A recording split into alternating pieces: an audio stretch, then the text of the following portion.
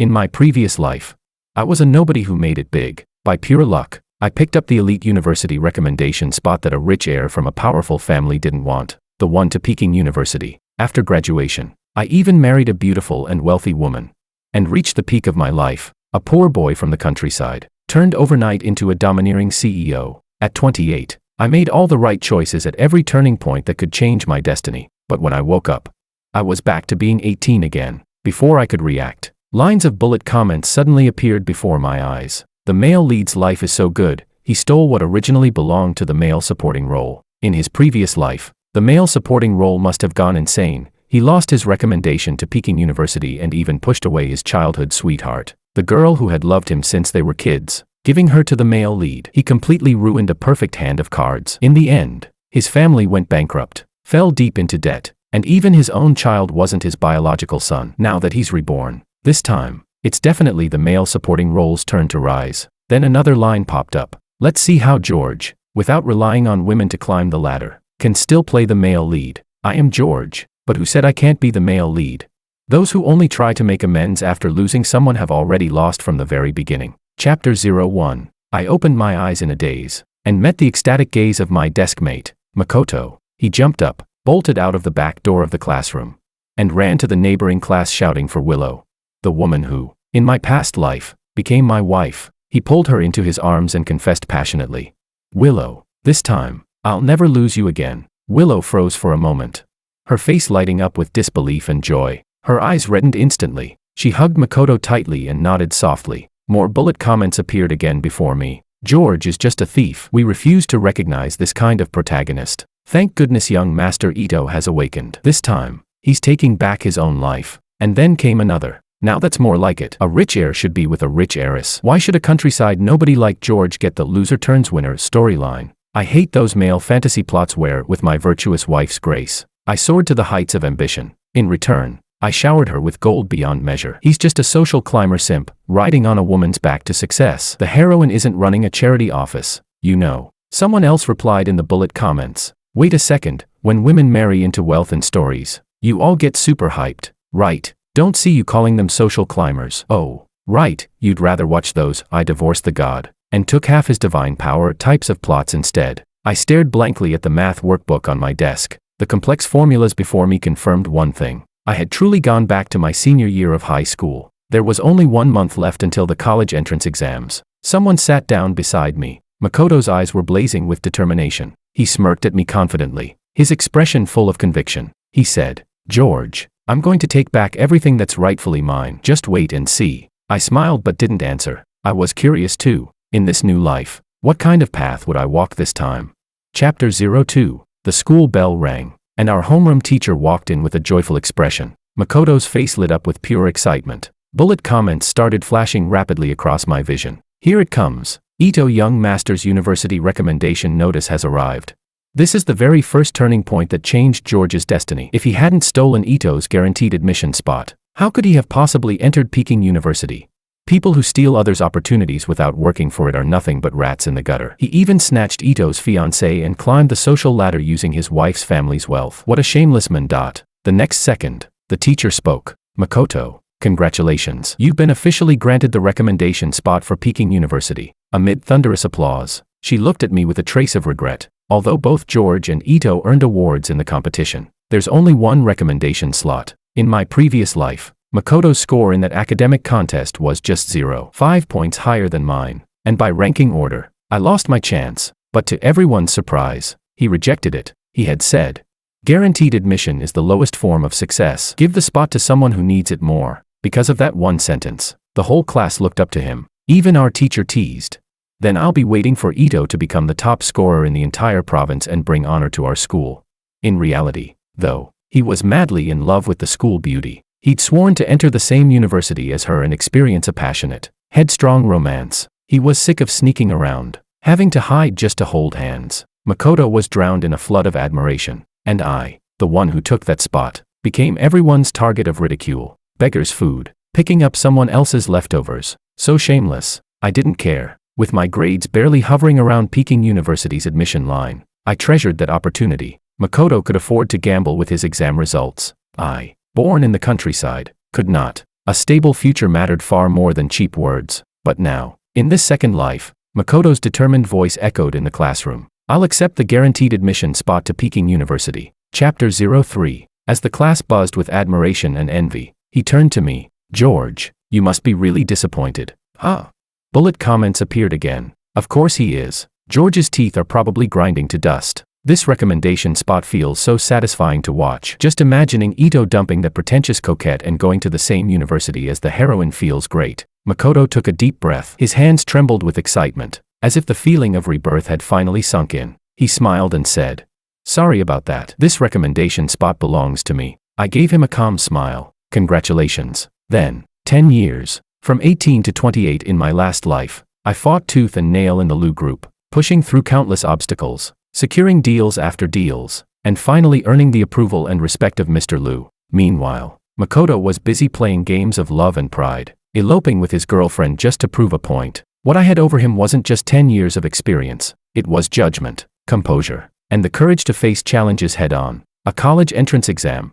In this lifetime, I was certain of my own strength. There would be no accidents, no failures. But Makoto clearly thought I was bluffing. He looked at me with disdain. "I'm really looking forward to the moment 2 months from now when the exam results come out, just to see the look on your face." He smirked triumphantly, as if he had already pictured me as the joke of the year. Chapter 04. But his happiness didn't even last one class period, because the moment Maria showed up, his face went pale as death. Maria was Makoto's current girlfriend. She was not only the school beauty but also the god-sister of the school bully. With her delicate and fragile looks, she always managed to thrive among crowds of boys eager to protect her. Though she kept ambiguous relationships with many of them, and her admirers were countless, she ultimately accepted the confession of the rich heir Makoto. Anyone with half a brain could guess her intentions. She burst into the classroom, fuming with rage. In one swift motion, she swept all of Makoto's books off his desk and onto the floor. She snapped, "Didn't you promise we'd go to the same university? What the hell do you mean by this now?"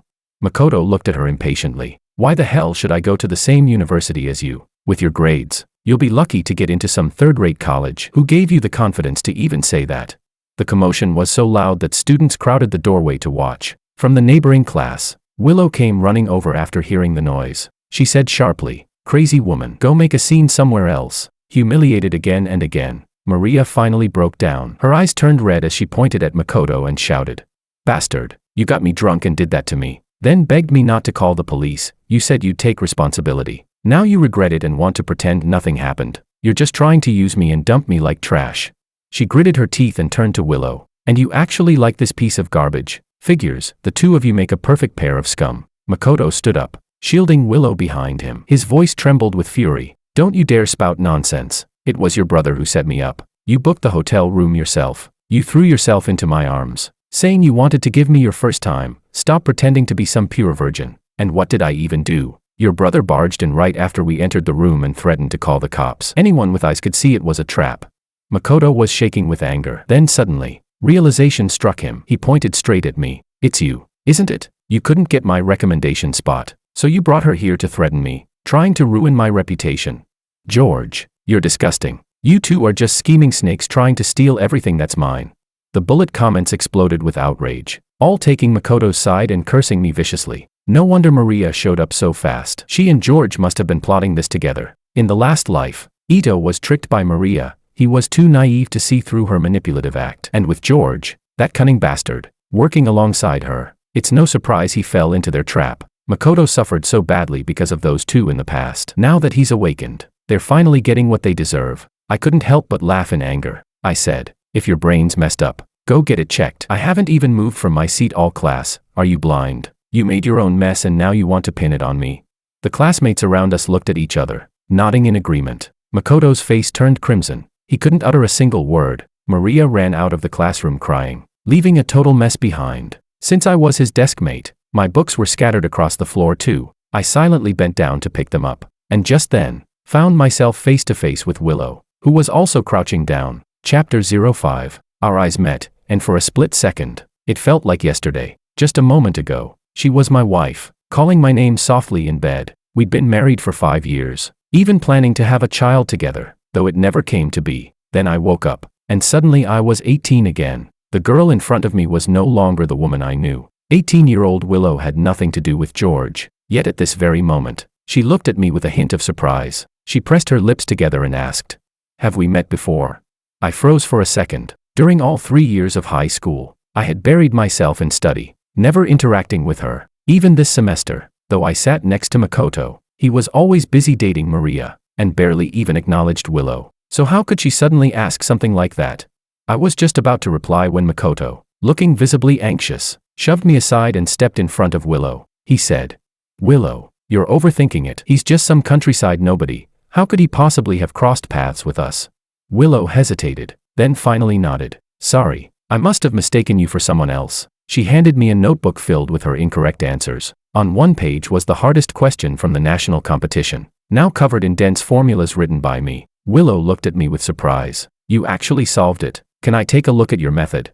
Makoto immediately tensed up. Snatching the notebook from her hands, he said sharply, "Why are you asking him? His scores aren't even as high as mine. What good solution could he have? Even I couldn't solve that problem. There's no way he could." Makoto was visibly rattled. Having been reborn, he was terrified of repeating the same mistake, the mistake of losing Willow, his fiancée from the last life, to another man. He said, "Willow, if there's something you don't understand, just ask me." Bullet comments floated across my vision again. "Makoto, relax. As long as you two don't break up, Willow will never be taken by George." Exactly. Even in the last life, after she married George, when she heard Makoto had an accident, she dropped everything to see him. Makoto was always her white moonlight. I don't know. 7 years later, I think Willow really did love George. After all, they went through university and worked together, facing everything side by side. Feelings like that are bound to grow. George had ability. Makoto just chose the wrong person. Oh please, stop being brainwashed by the plot. It's obvious the story forced that direction. George is just a rural kid.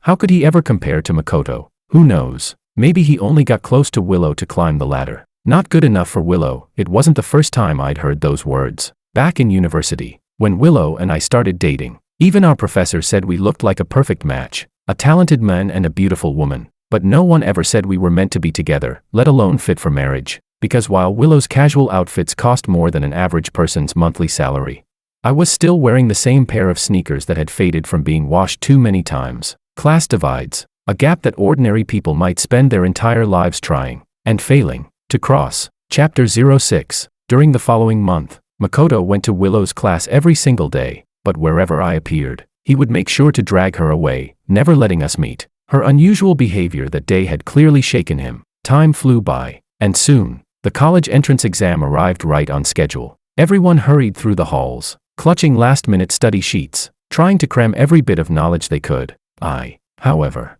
walked calmly toward the exam hall, carrying only my test admission envelope. Bullet comments flickered in front of me mockingly. Has this guy already given up? Everyone else is frantically reviewing, and he's just strolling like it's a regular school day. Guess he knows struggling is useless. He already lost the recommendation slot anyway. I bet he won't even make it into a decent university. Certainly not compared to Ito. I ignored them completely. Suddenly, the bullet comments exploded into chaos. Lines of text flew past in panic. Makoto's been taken away by the school bully. What's going on? He doesn't even need to take the exam. Why is he at school? Maria's despicable. She actually called her big brother to handle it for her. What a vicious woman. Now what? The teachers and security are all busy near the main buildings keeping order. No one's even watching that abandoned equipment room. Maria's gone insane. Makoto's been acting distant lately. She must have noticed. Wait, she brought a knife. Is she planning to drag him down with her? I hesitated for a second, then stopped in my tracks. The next moment, I turned and sprinted toward the equipment room. Once the exam began, anyone arriving more than 15 minutes late wouldn't be allowed to enter. But if Makoto really died like this, that would be far too easy for them. I quickened my pace. What's George doing? The exam's about to start. That's the direction of the equipment room. Could it be he knows Makoto's been kidnapped? Or is he behind it too? Exactly. He lost the recommendation spot. He must be holding a grudge. Maybe he's colluding with Maria to ruin Makoto for good. I ignored the sneering bullet comments, a faint smirk tugging at my lips, and kept running. Just then, I spotted a patrolling security guard. Together, we rushed toward the old equipment building, and when we got there, we saw Makoto tied to a chair, his face swollen and bruised as Maria slapped him furiously. The security guard roared, "Hey, what the hell are you doing?" Chapter 07. The abandoned equipment room was more than 10 minutes away from the exam hall. By the time I made it back, there were only 15 minutes left before they locked the doors. I slipped into my seat just in time, breathing hard. and finally laid my hands on the exam paper. I had no time to care about the shocked bullet comments flooding my vision. I focused entirely on the questions before me. 3 days of exams went by in a blur. With each test, I grew calmer, steadier, but the moment I stepped out of the final exam room, several police officers were already standing there, waiting for me. "George," one of them said, "please come with us." My eyes darkened slightly. Around me, my classmates immediately erupted into whispers, their curiosity and gossip spilling over like wildfire. "Did you hear? On the first day of the exams, Makoto got kidnapped. They say George was the mastermind." "What's that got to do with George? Wait, could it be because of the Peking University recommendation spot? George is disgusting. Makoto gets in trouble, and the slot goes to him. Typical. Poor people are cunning. Rich people are kind." I was only transferred to this school in my senior year, a special admission after the school paid a 100,000 yuan scholarship, hoping I could bring them glory by getting into Peking University. That entire 100,000 was taken by my father to pay off his gambling debts. Every month, he'd ride the train into the city just to collect most of my student stipend. Everyone in school knew I was the country bumpkin with a crude, useless father. No one wanted to get close to me. The bullet comments buzzed with cruel excitement, waiting to see me fall. I assent this poetic justice, fresh out of high school and already heading to prison. He looked so serious during the exams. Maybe he could have made it into a good university. What a pity, he brought it on himself. But a few others tried to defend me. "Hold up. Don't jump to conclusions. George doesn't seem like that kind of person. What if it's just a misunderstanding?" Their scattered voices of support were quickly drowned out by a flood of venomous accusations. I frowned, trying to think of a way to clear my name. Being able to see bullet comments was strange enough already, but I didn't expect that when the police took me away, it wouldn't be for an interrogation or confrontation at all. Chapter 08. Soon, the day of the results arrived. The school invited the top 30 students to return and check their scores together. Several reporters were already waiting outside the classroom, broadcasting live across the internet, every major university betting on who would claim the title of provincial top scorer this year. Someone said, "Last time, Willow ranked second in the mock exam. Since Makoto didn't take the real one, it's definitely going to be her this time." Another added, "Willow and Makoto are a perfect match. A talented couple, both destined for Peking University. A true power pair." I stood quietly in the corner of the classroom. Then the principal suddenly spoke up. "Oh, right, George. You were also among the top 5, weren't you? Have you estimated your score?" I nodded. "I think I'll get over 700. The principal's eyes glimmered with amusement. Clearly, he didn't believe me. My best record in the past year was 685 points. The bullet comments immediately erupted with laughter. "Ha ha ha. Sometimes I really envy how confident guys can be. If I had half a man's confidence, I'd succeed at everything." Don't make me laugh. Even Ito wouldn't dare say he could score over 700. What makes George think he can?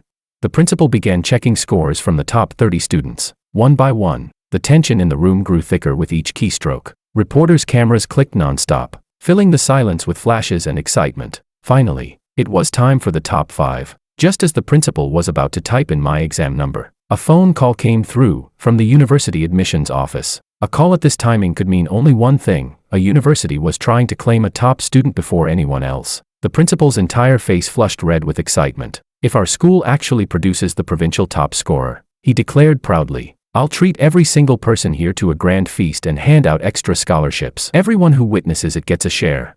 The classroom erupted in cheers. He put the call on speaker. "Principal Lin," said a voice from the other end. "First off, congratulations. Your school has produced this year's provincial top scorer. From now on, your admissions line is going to be packed. Secondly, I need to ask, is George Wang there? Please get him on the phone immediately. If another university steals him away, my boss will kill me." Principal Lin froze for a moment, completely stunned. "What did you say, George? How many points did he get?" The voice on the other end replied excitedly. "The provincial science top scorer, 728 points. It's a new all-time record, 15 points higher than second place. Principal Lin, you've outdone yourself." The line clicked off. The room fell into dead silence. Everyone stared at me, their faces frozen in disbelief. Then Principal Lin burst into laughter, grabbing my hand and shouting, "Excellent," 3 times, his eyes burning with pride. The bullet comments went absolutely wild. "What the hell? That has to be fake. There's no way George scored that high." "Stop lying. I saw him in the exam hall myself. He was writing seriously the whole time." "Is it really that hard to admit that the former male lead actually has talent?" "Oh please, you simp for George too much." "So what if he's the top scorer? He's still headed for jail. He injured poor Makoto so badly. Let's see him rot behind bars." Are you people even listening to yourselves? Your left and right brains are having a fistfight. Just then, a commotion broke out outside the classroom door. 2 police officers stepped inside. Chapter 09. In full view of the crowd, one of the police officers stepped forward, and in his hands was a red silk banner embroidered with gold letters. He handed it to me and said, "We're here on behalf of student Makoto to thank you, George Wang, for your act of bravery." The room went dead silent. All the people who had been whispering and gossiping a minute ago now looked utterly embarrassed. I accepted the banner with both hands and said quietly, "Thank you." The reporters, who had been filming the live reveal of the provincial top scorer, suddenly erupted with excitement. They hadn't expected this twist. Not only did they get the top scorer reveal, but also a police commendation ceremony. This was front-page headline material. Just then, my phone vibrated. 2 new messages from Makoto popped up. "You saved my life this time. Let's consider the past between us cleared, but my woman will never be yours again. From today on, I don't ever want to see you in front of me." The bullet comments flooded in instantly. As expected from a rich heir raised with elite education, even after George stole everything from him in his past life, Ito doesn't hold grudges and even helps clear his name. Honestly, George is pretty lucky. Being provincial top scorer would be enough glory for most people, but he even got a police banner thanks to Ito.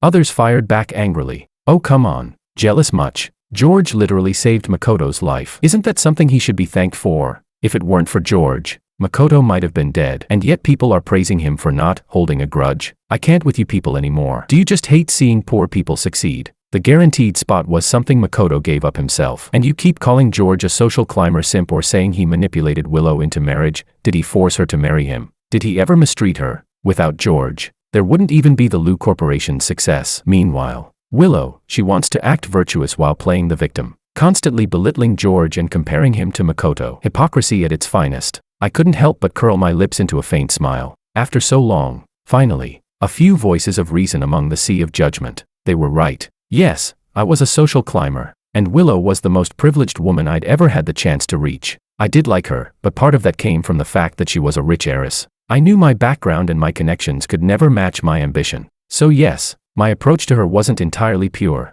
but once I joined the Lu group, I gave it everything I had. I worked myself to the bone, secured major projects, and helped turn the Lu family into the richest household in City A. Only then did Mr. Lu truly acknowledge me. Even after I became successful, built an empire of my own, I never forgot where it all started. I learned to endure, to compromise, to turn a blind eye when I had to. After all, I made my choice, and I had to accept its price. The price of success was this: that she never stopped thinking about Makoto, that she treated me like a servant, ordering me around without a second thought, that she agreed to have a child, yet secretly kept taking birth control pills behind my back. I wanted wealth and power, and this was the price I had to pay for it. I was so lost in thought that I didn't notice Willow's eyes, growing stranger and darker by the second, as she watched me in silence. Chapter 10. Right after graduating high school, I used the memories of my past life to make my first fortune through stock trading. Then, with foresight from what I already knew about the next 5 years, I founded a company in one of the most promising emerging industries.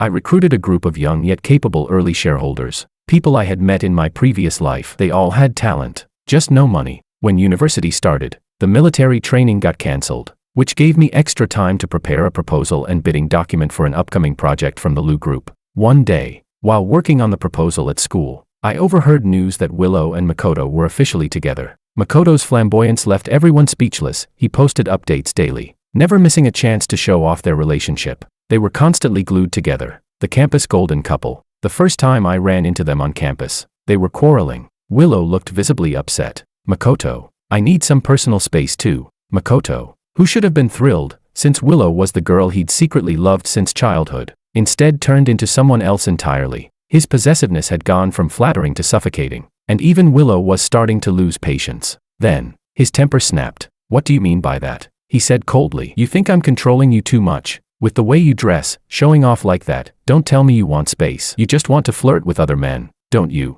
slut?" The sound of a slap cracked through the air. Willow had struck him across the face. Bullet comments flew by instantly. "Not gonna lie, I'm starting to feel turned off by the male supporting role. Makoto's gone insane. He tracks her every move just so she doesn't see the original male lead. Calls it caring about her. That's not love, that's obsession. Compared to that, George is completely different. He never questions what Willow wears or where she goes. And yet, the heroine used to doubt whether George even loved her. Makoto lifted his head and caught sight of me standing nearby. His expression darkened immediately. He ground his teeth and shouted, "Didn't I tell you not to show up in front of us again?" I raised an eyebrow. "If your brain's broken, go fix it. Is this hallway your family's property now?" His jaw tightened, but then he noticed Willow's gaze had shifted from him to me. She was staring blankly, lost in thought. Makoto's voice cracked in anger. "Willow, you've been fooling around with him all along, haven't you? Why is it that even after being given another chance, you still choose him?" He turned away, devastated, and stormed off, leaving Willow standing frozen in place. I clicked my tongue twice in silence. Choose him, please. I would never understand it. Makoto had everything: money, status, intelligence, yet he never knew what truly mattered. For 18-year-old Willow, even if Makoto did nothing but stand there, she would have gravitated toward him on her own. And even without Willow, so what? He still had more than most people could ever dream of. Willow's eyes glistened red. After a long pause, she finally said softly, "I'm sorry. Makoto's been under a lot of pressure with his company lately. I apologize on behalf of my boyfriend." Boyfriend? Huh. I stared at her for a moment. In my previous life, I was Willow's first love, but the person who truly taught her what love was, had always been Makoto. Even after we got married, she could never let him go. She was my wife in name, but in her heart, she was always his. That was fine. In this life, we were walking down different paths, and this time, I no longer needed her. Chapter 11. 2 months later, the Lu Group's project bidding officially began. With 8 years of experience working in the Lu Group from my previous life, and months of meticulous preparation this time, I was certain my proposal was the best solution on the table. If nothing unexpected happened, we would win the bid. But of course, something did happen. The problem was that my company was newly established, too new. Many aspects had to be outsourced, driving up the overall cost. Whether the Lu Group would value the strength of my proposal over the financial efficiency of other companies was the one thing that kept me awake at night. I tightened my grip on the report in my hands. And then, as the Ito Group's presentation began, my heart turned cold. Their proposal was identical to mine, word for word. Every slide, every line of data, even the punctuation marks were the same. The manager beside me lost his temper and slammed the table, but the representative from the opposing side only smirked in amusement. He asked mockingly, "Can your company prove this proposal was actually your original work?" I stared at the PowerPoint on the screen. Not a single change from the one I'd created. A bitter laugh escaped my lips. Makoto? Impossible. In the previous life, he hadn't even entered the Ito Group. After failing to graduate properly from a third-tier university, he'd wandered around until the Ito Corporation collapsed. He'd never even gotten close to Lu Group projects. And yet, the only way this could have happened was if someone from my own team leaked it. A thin layer of sweat formed on my palms. Losing the project wasn't the real issue, but being branded as a plagiarist in the industry would destroy our company's reputation before it had even started. Due to the plagiarism dispute, the bidding process was immediately suspended. I walked out of the Lu Group building, my mind heavy, and a black luxury car stopped in front of me. The window rolled down. It was Makoto. I met his gaze, my expression cold. "Was it you?" He shrugged casually. "Don't blame me, your secretary couldn't resist temptation." I clenched my jaw. He frowned slightly, then added, "George, of all the places you could have gone, why Lu Group?" A faint trace of guilt flashed across his face, but only for a second before it vanished completely. He sighed. "Hey, don't take it personally. I just don't want to repeat my past mistakes. I'm only taking back what was originally mine." The bullet comments burst into chaos. He didn't have a choice, did he? It's self-preservation, not malice. He didn't really do anything wrong. Honestly, I feel bad for Makoto. He used to be a rich heir, had everything in the palm of his hand. Then one downfall and he lost it all. Turned from rich to ruined. No wonder he's desperate. No wonder he's broken. It's all George's fault. If not for him, Makoto's life would have stayed perfect. Another comment snapped back. "Are you people brain dead? How is stealing someone's work not wrong? You call George a thief, but isn't Makoto the real one here? And please, stop with that poor rich boy pity act. Instead of fixing Ito Group's internal problems, he thinks marrying into Lu Group is the only way to avoid bankruptcy. You're the same ones who mocked George for relying on women. Well, guess what? Makoto's doing the exact same thing. Hypocrisy much? I'm with George this time. I've seen him working every night till 1 or 2 a.m. these past 4 months. And what's Makoto doing? Using stolen work and acting righteous. Even Willow can't save him from this one. Just when I thought there was no turning point left, Willow appeared before me, alone. Chapter 12. The moment I saw her, I knew. Willow had been reborn too. Her eyes, those were not the eyes of an 18-year-old girl. They were the eyes of a woman who had lived another 10 years. Her voice trembled as she said, "Darling, why didn't you come to find me? You came back too, didn't you? That proposal, I know it was yours. You're the only one capable of making it." Her expression softened with emotion, her lips quivering. Maybe it was because just moments ago, in her last memory, we had still been entangled, husband and wife. If I said I felt nothing for her, that would be a lie. But the truth was, whatever remained between us wasn't enough for me to throw away my pride. To chase after her shamelessly all over again. Because no matter what life it was, past or present, the one she truly thought about in her heart had always been Makoto. In my previous life, I had confronted her about it once, and what had she said?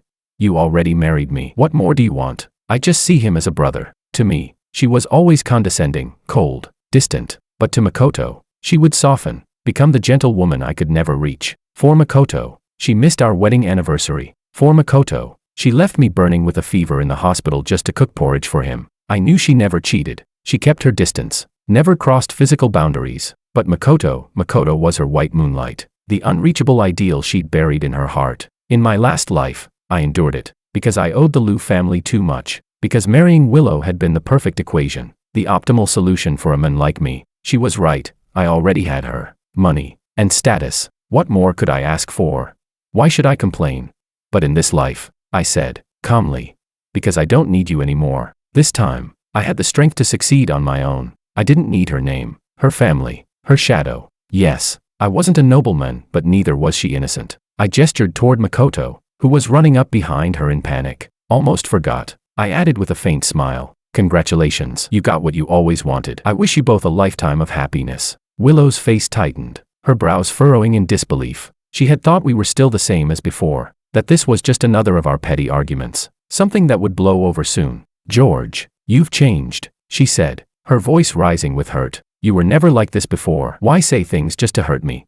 Then she took a breath and added, "If you're ready to talk, I can speak to my father about the plagiarism issue." I let out a short laugh as I watched her and Makoto walk away together. If she really wanted to, she could have gone straight to Mr. Liu and fixed everything herself. But no, she was still waiting for me to lower my head first. Besides, had she forgotten she already had a boyfriend?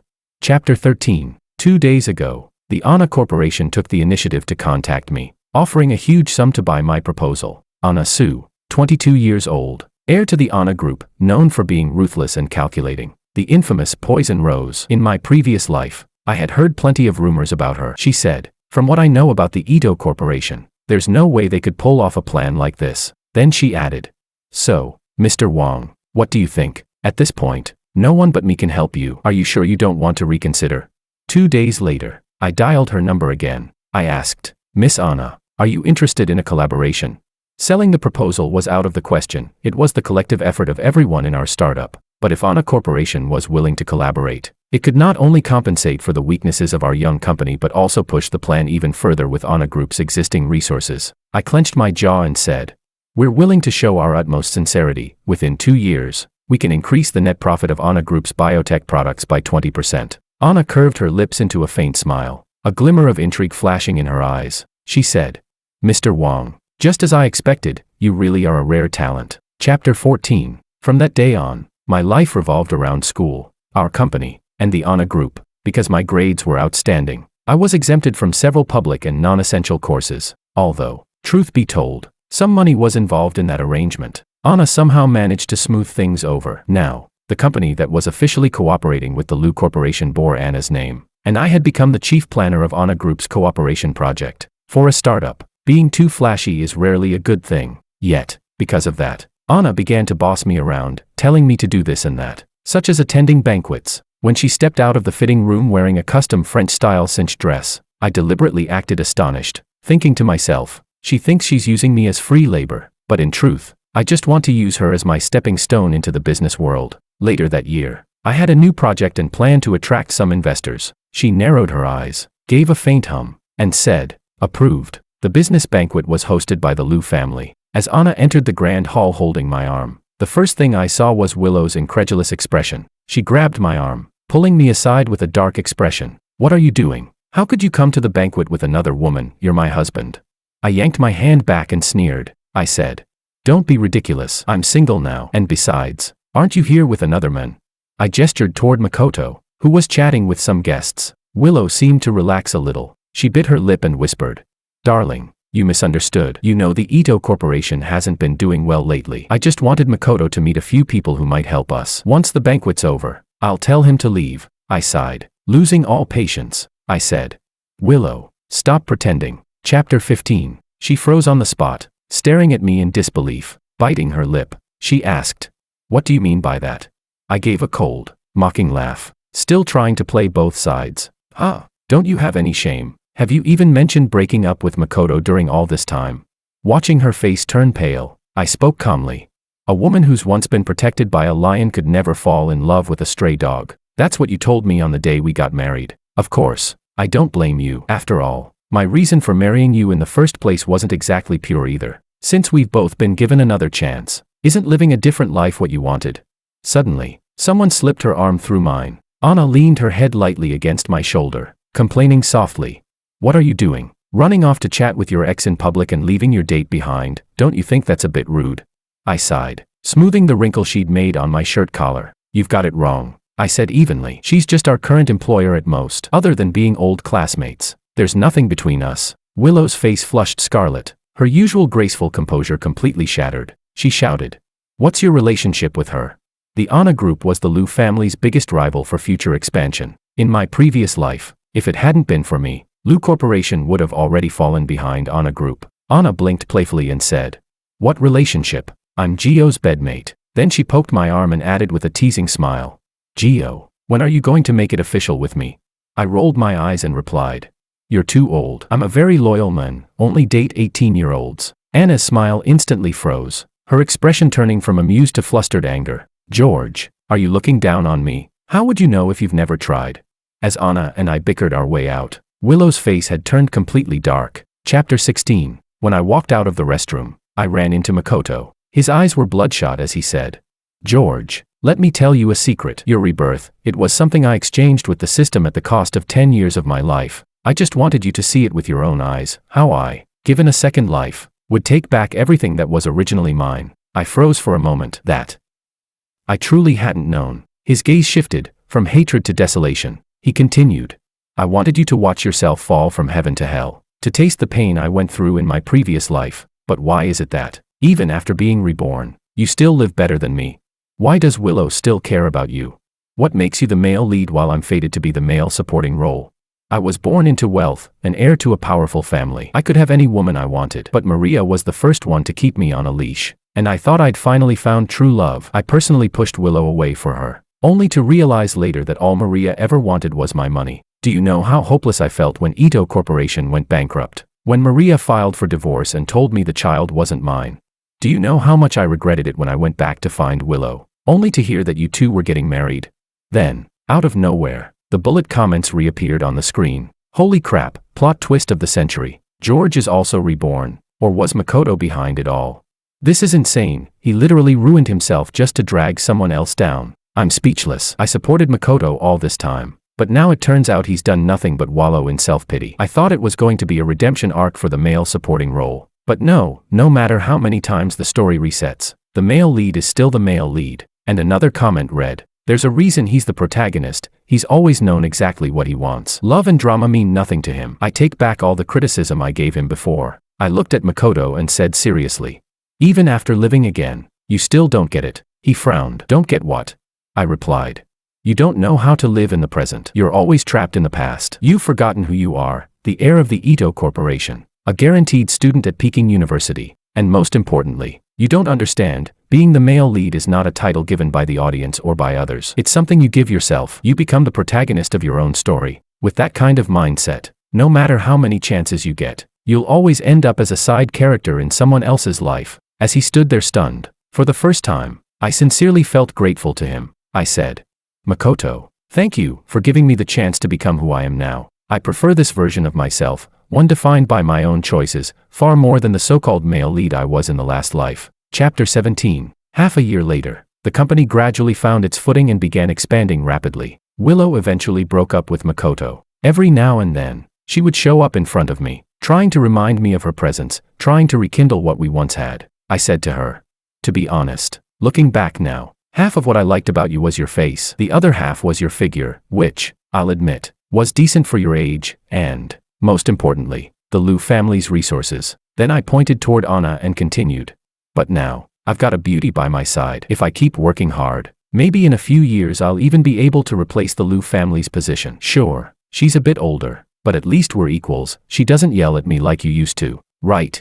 I shook my head regretfully and said, on the whole, you still don't quite measure up. Willow bit her lip and said, George, we've been married for 5 years. We're about to have a child. Why would you say something like that? Anna couldn't take it anymore. She grabbed her phone and called security. So annoying. There's a crazy woman here claiming she's having my husband's baby. How shameless. Get her out of here. I reached out and stopped her. I said, did I ever let you take the throne, that you dare call me husband? Anna's expression immediately changed. She leaned toward me pitifully and murmured, didn't you promise to give me a chance? Gio, you lied to me. Expressionless, I pushed her away and teased. I told you, I'm a very loyal man. I only go for 18-year-olds. Anna gritted her teeth, glaring at me with wounded pride. Then she called her secretary in and said, starting today, schedule a weekly skin treatment for me and renew my gym membership for another 50 years. I couldn't help but laugh. No one helped me climb to success. I walked through the snow myself to reach the peak. Just as some women say, never suffer hardship alongside a man. Well, I could say the same, never grow old alongside a woman. Now, I have no wife weighing me down, only freedom, power, wealth, and time. And somehow, I've even gotten 10 years younger. This is what it truly means to live like the protagonist.